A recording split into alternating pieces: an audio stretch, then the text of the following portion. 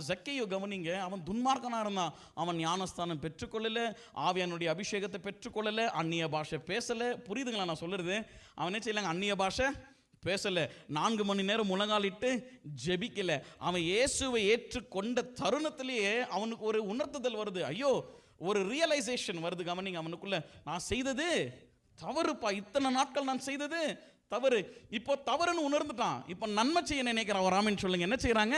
ரெட்டத்தனையா என்ன செய்ய போறான்? வாங்கினதை கொடுக்கல, என்ன செய்ய போறாங்க? ரெட்டத்தனையா கொடுக்க போறான். அதுதான் உங்களுக்குள்ள இருக்கிற தீமையையும் நன்மையும் உணர்கிற ஒரு அடையாளம். ஹல்லேலூயா. இப்போ நான் ஒரு கிறிஸ்தவன் உண்மையாகவே மாற்றப்பட்டான்.